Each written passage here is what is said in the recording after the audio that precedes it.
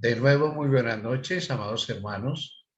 Ustedes se han conectado al seminario Abrázame Fuerte, Espíritu Santo. Hoy nuestro tema número 9, los dones del Espíritu Santo en su primera parte. Quiere decir que el próximo jueves seguiremos con este tema de los dones del Espíritu Santo y sus ministerios espirituales. En un sentido especial, Dios le concedió a su iglesia estos dones en la fiesta del Pentecostés. Es evidente que ese día el Espíritu Santo llegó en plenitud y llenó a los apóstoles. Cabe mencionar que en nuestras vidas hay tres procesos especiales. Recibir el Espíritu Santo cuando yo acepto a Jesús como mi Salvador personal. Ser bautizado con el Espíritu cuando soy bautizado por agua. Y ser lleno del Espíritu Santo cuando alcanzo el nivel de la santificación y un carácter semejante al de Jesús.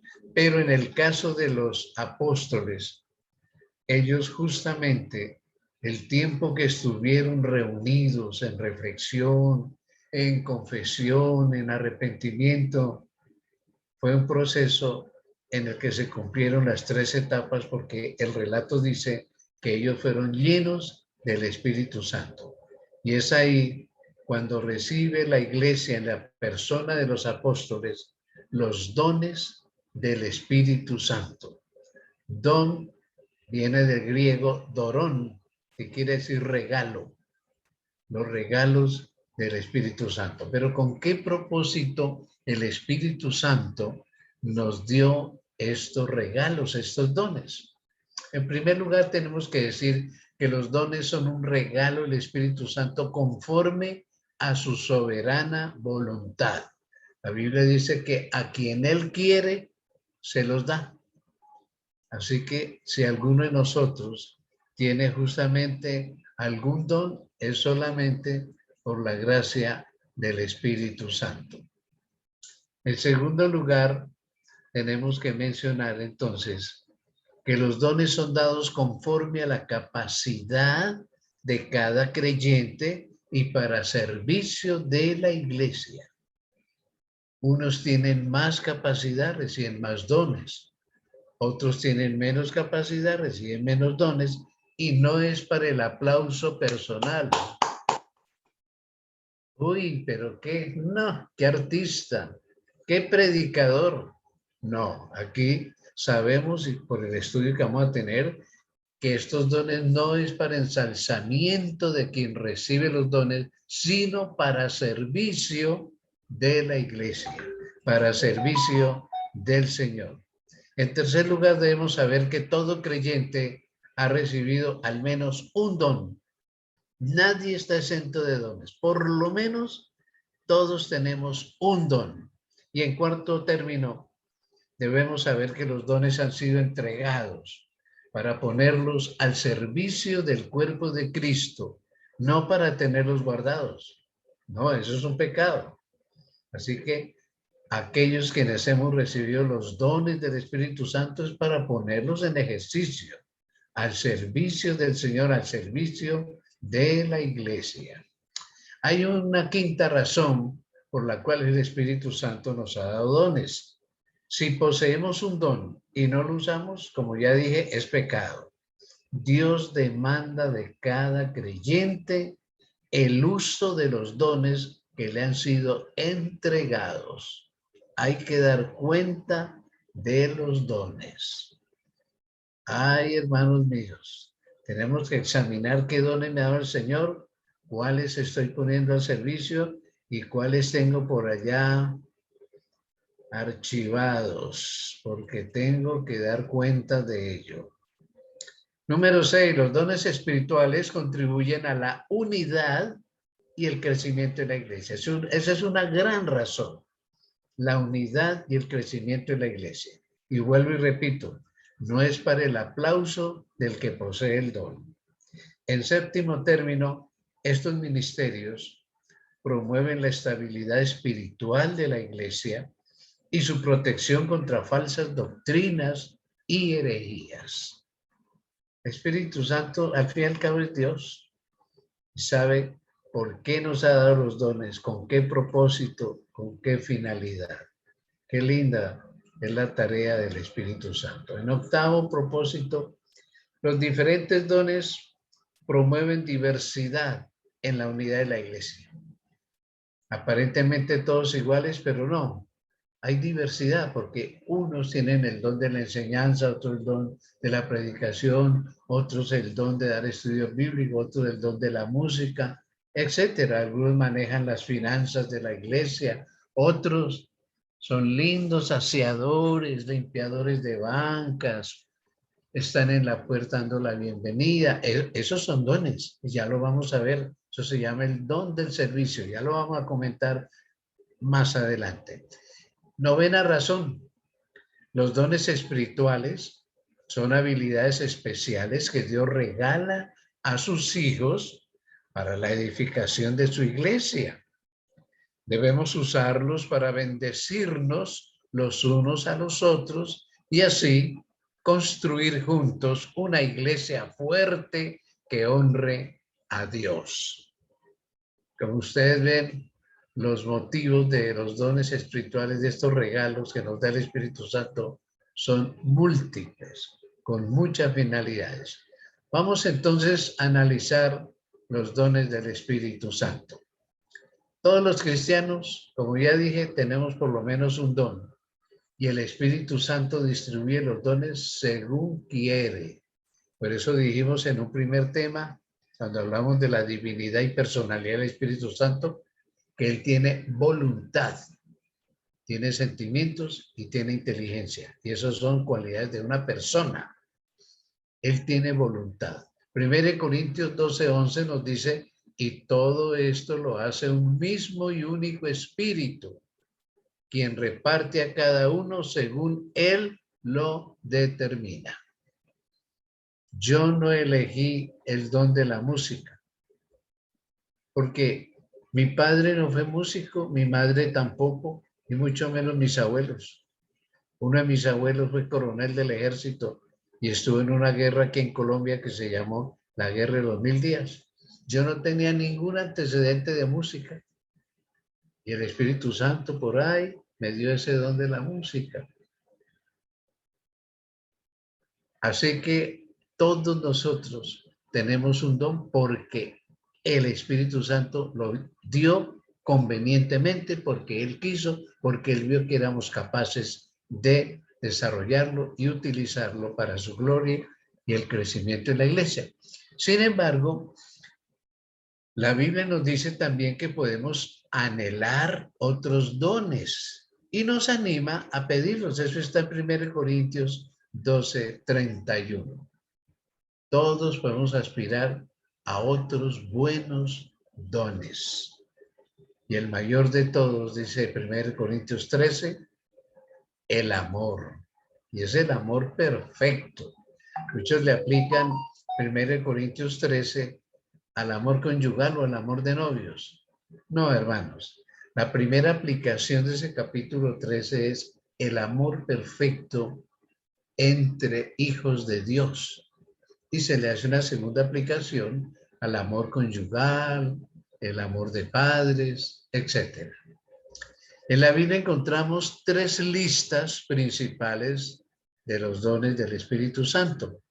Una de ellas está en 1 Corintios 12, 4 al 11 y verso 28.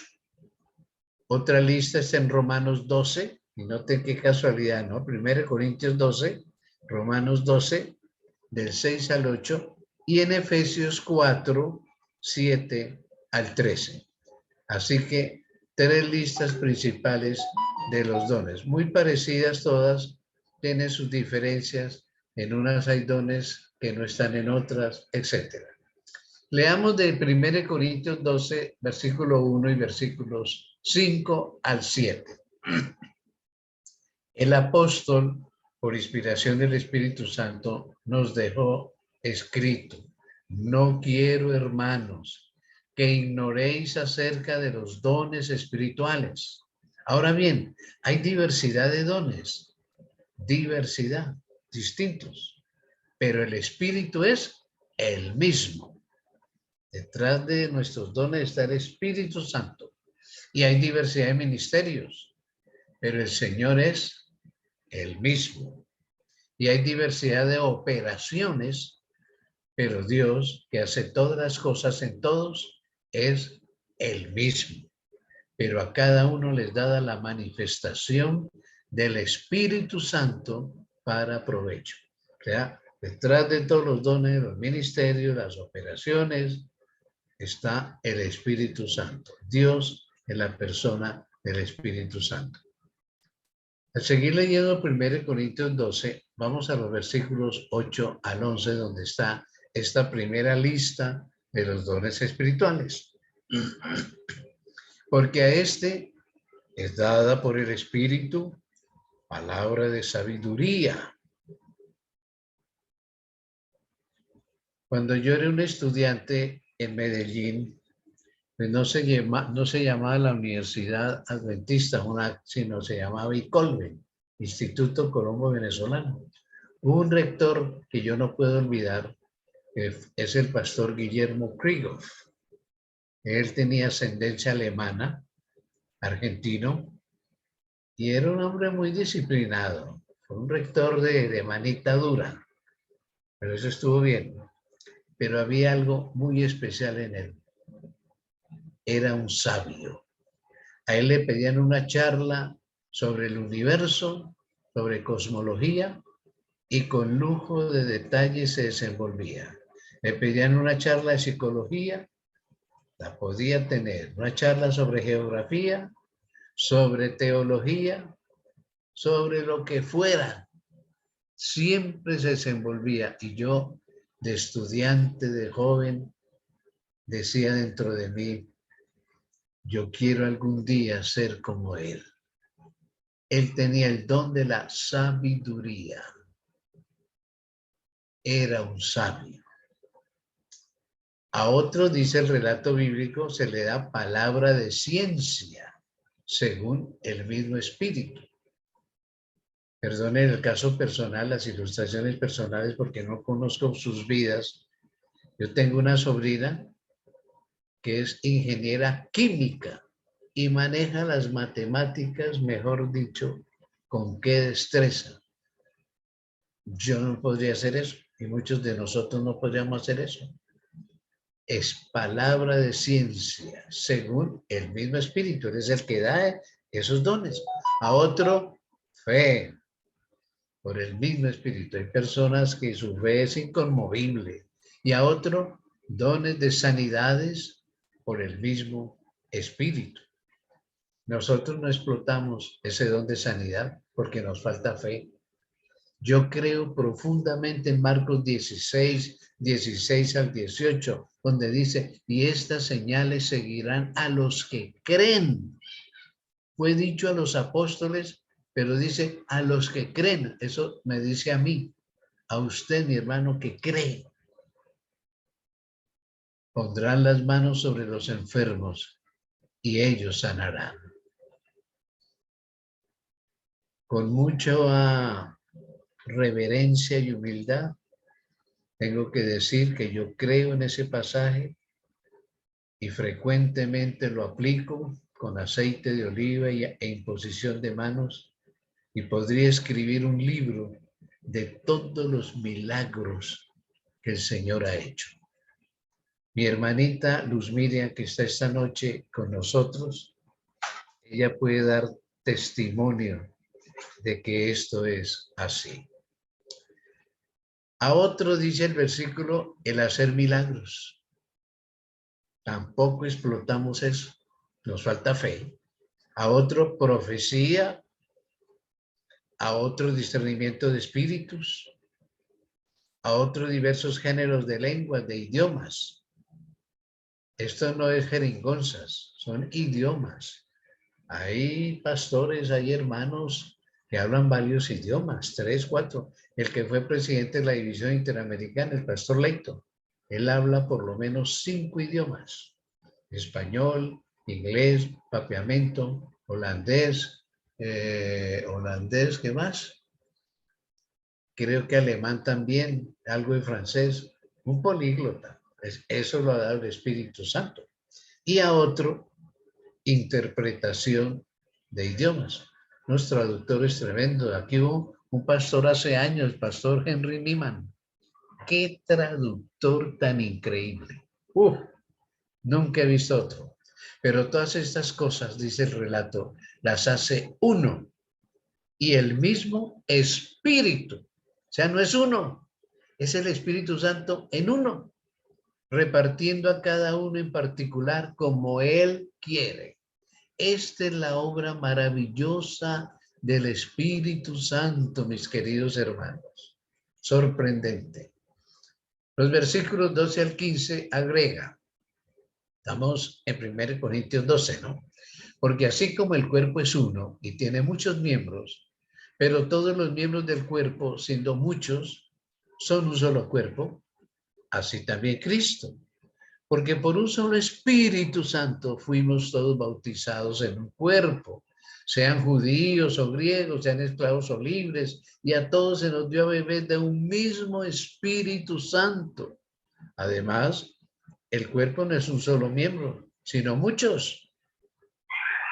Si dijera el pie, porque no soy mano, no soy del cuerpo, ¿por eso no será el cuerpo?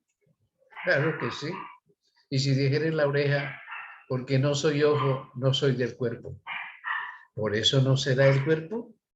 Si todo el cuerpo fuese ojo, ¿dónde estaría el oído? Y si todo fuese oído, ¿dónde estaría el olfato? Mas ahora Dios ha colocado los miembros, cada uno de ellos en el cuerpo, como Él quiso. Porque si todos fueran un solo miembro, ¿dónde estaría el cuerpo? Pero ahora son muchos los miembros, pero el cuerpo es uno solo. Y los versos 21 al 24 del mismo 1 Corintios 12 sigue agregando. Si el ojo puede decir a la mano, no te necesito, ni tampoco la cabeza a los pies, no tengo necesidad de vosotros.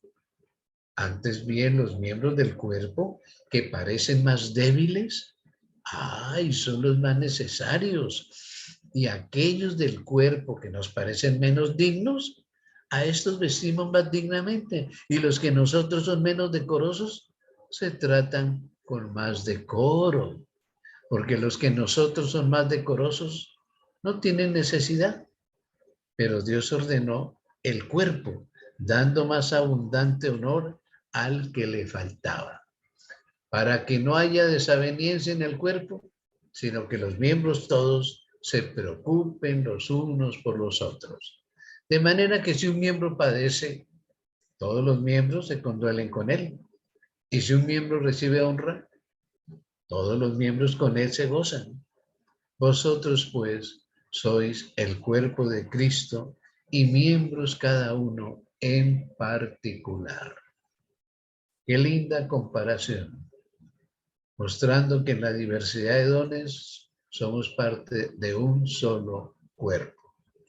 Bien, vamos a ver una sección que la hemos titulado La Iglesia como un cuerpo, como acabamos de leer.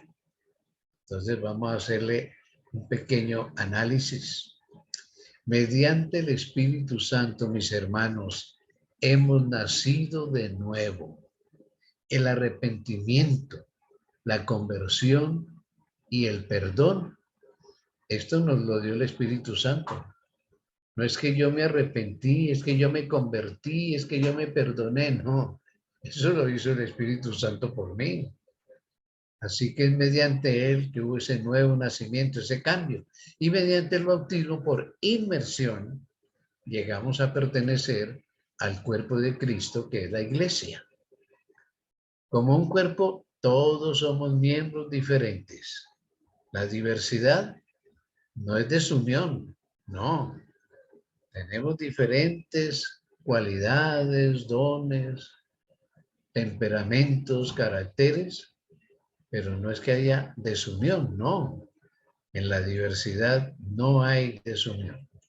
Entonces, parte del plan de Dios al conferir dones a cada miembro, es demostrar que su iglesia, transformada por el Espíritu Santo, puede vivir y trabajar en armonía y cooperación mutua. A mí me entristece cuando llego a iglesias donde se pelean, tienen unas juntas donde casi hay trompadas. ¿Por qué?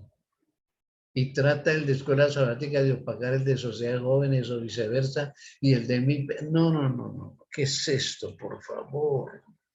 Cuando debemos vivir y trabajar en armonía y cooperación mutua. Dios quiere demostrarle al universo los beneficios y los gozos del compañerismo cristiano.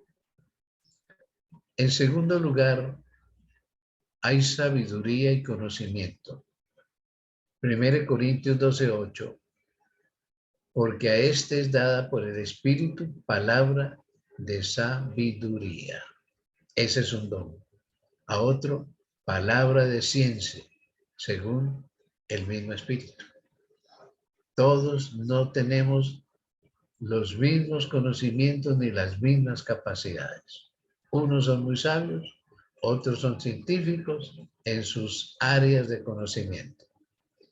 En 2 Timoteo 3:7, nosotros leemos lo siguiente: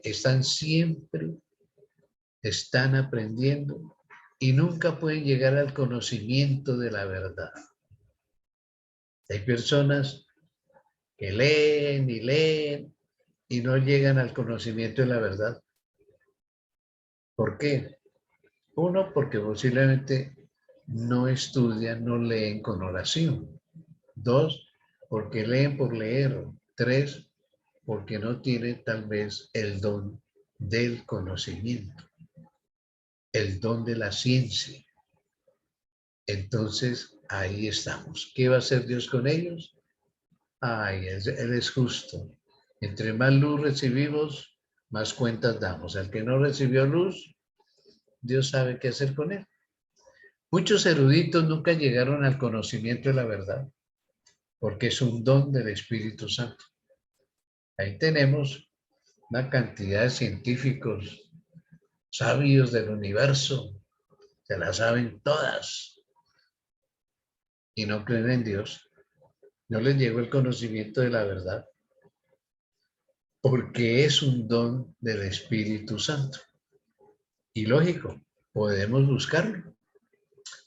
En 1 Corintios, esta vez el capítulo 2 y los versículos 5 al 7, se nos dice: para que vuestra fe no esté fundada en la sabiduría de los hombres, esa es otra cosa, ¿no? Sino en el poder de Dios.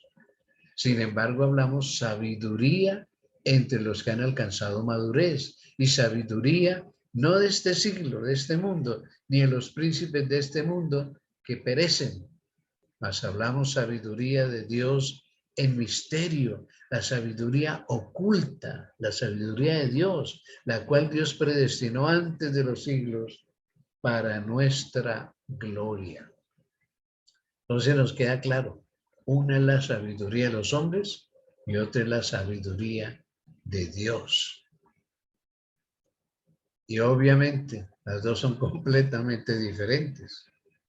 La sabiduría nos permite tener discernimiento de la voluntad de Dios, de sus caminos y las sabias decisiones que debemos tomar cada día para honrar a Dios y ser totalmente correctos con aquellos que nos rodean. Definitivamente, hermanos, esa sabiduría solo la concede el Espíritu Santo. ¿Y qué dice Santiago?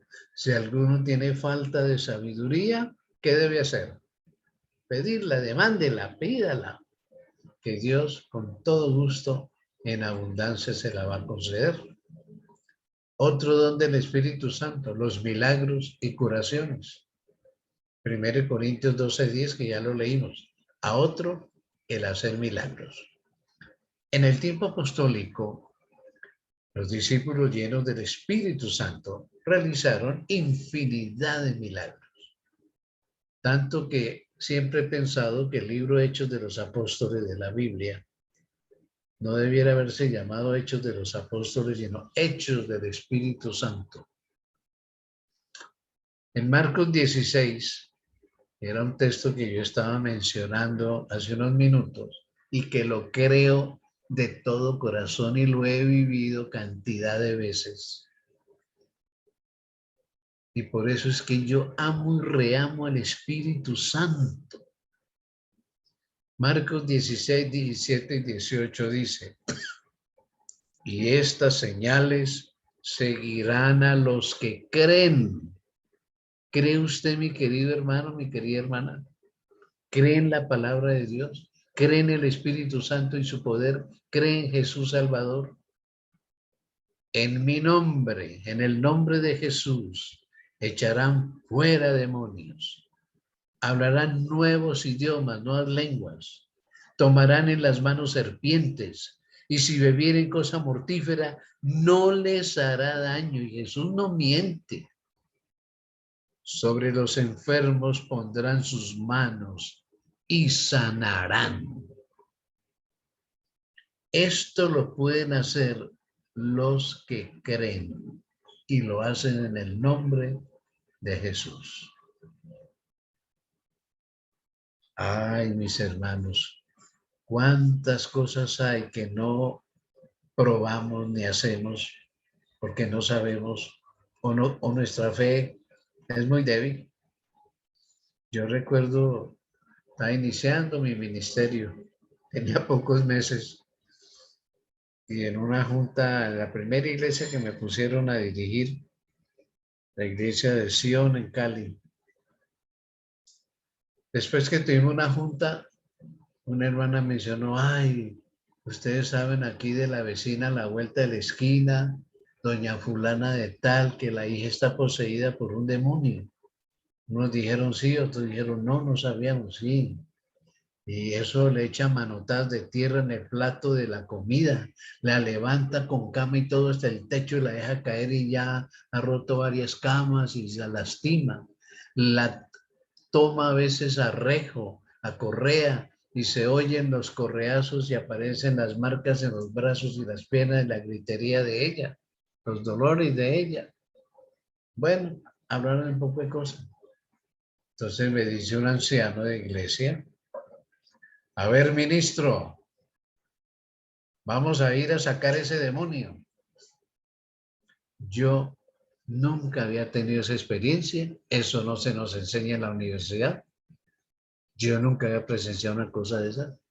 Entonces yo le dije: creo que no estoy preparado para una cosa. Pero usted no es consagrado. ¿Usted entonces qué clase de ministro es? Bueno, me pegó un sermón.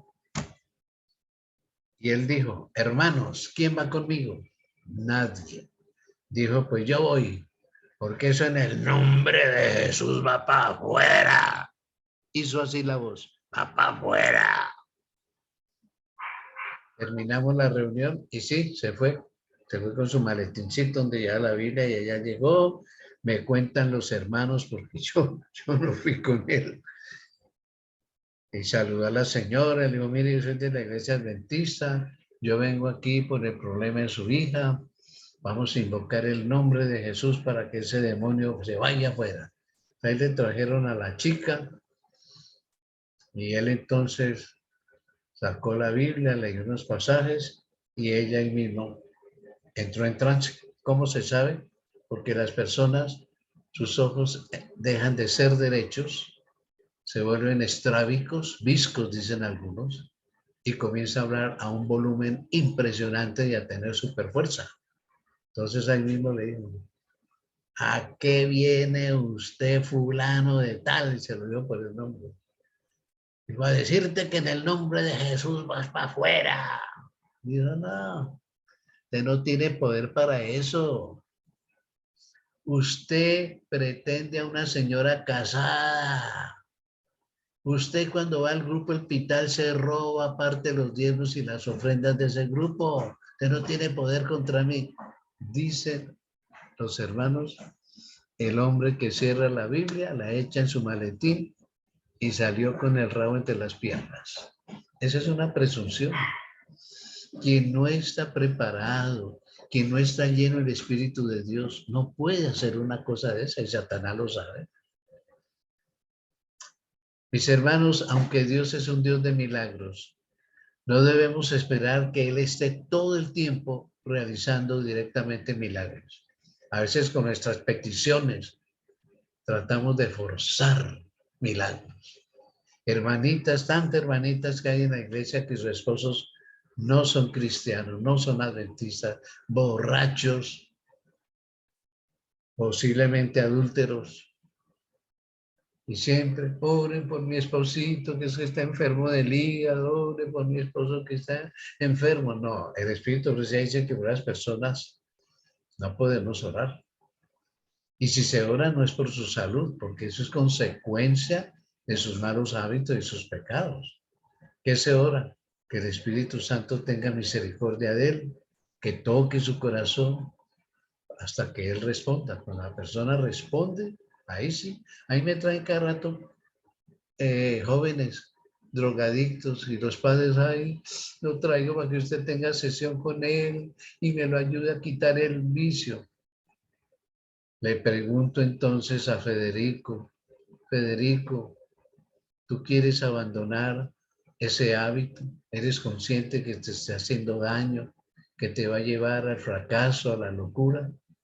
Se quedan callados, a veces dicen, no, si yo lo disfruto, yo gozo. ¿Cómo voy a pedirle al Espíritu Santo que le quite ese hábito? Si él no quiere, el Espíritu Santo no forza a nadie.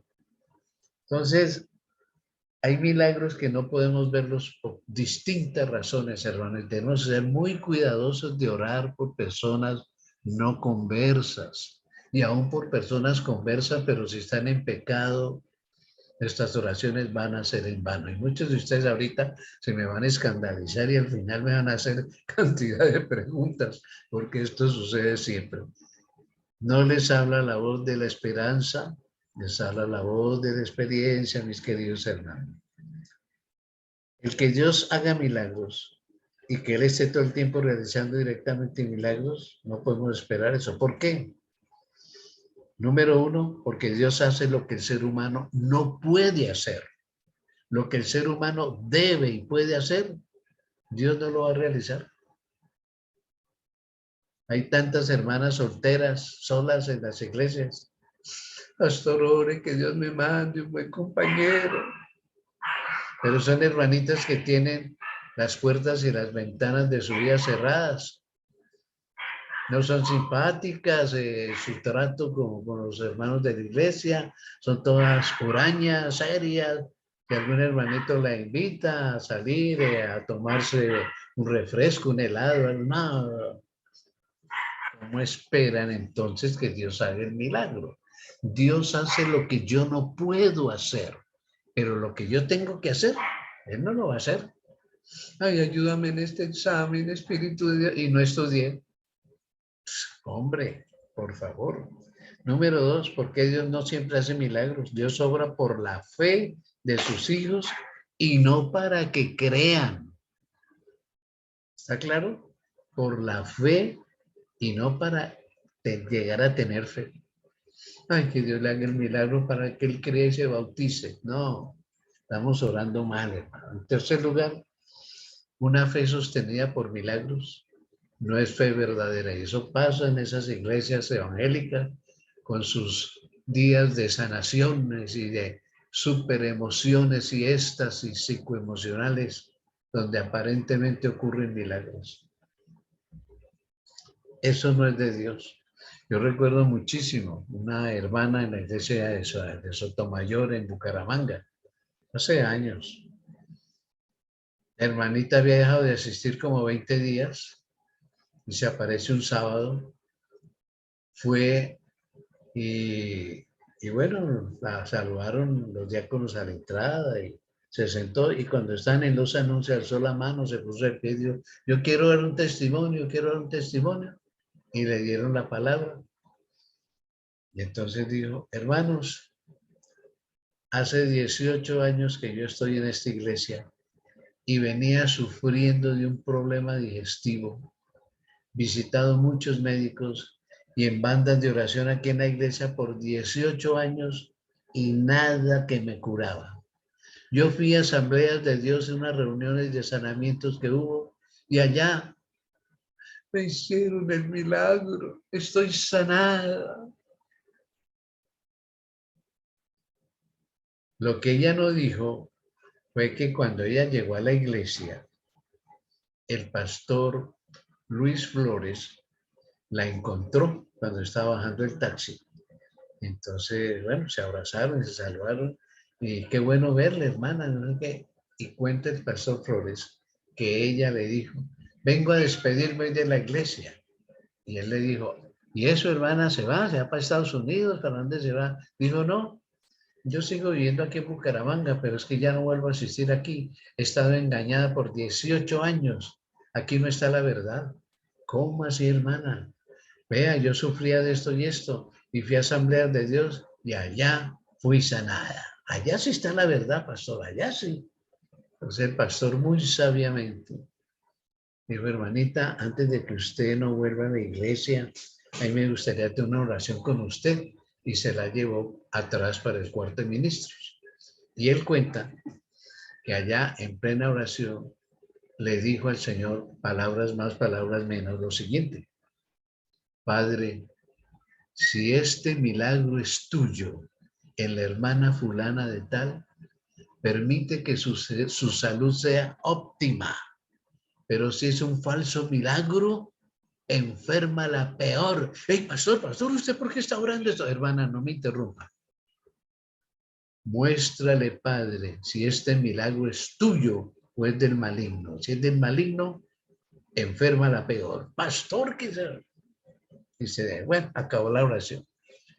Hermanos, pasaron 20 días.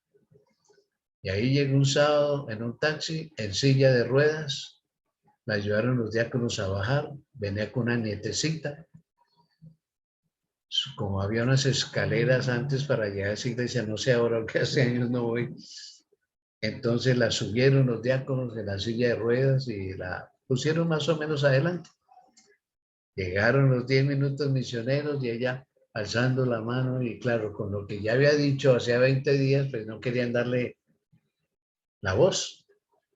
Finalmente le dieron la oportunidad y llorando ahí en su silla de ruedas contó con todo lo que le había pasado con el pastor Flores.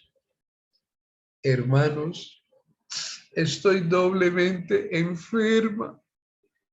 Fui engañada por el maligno.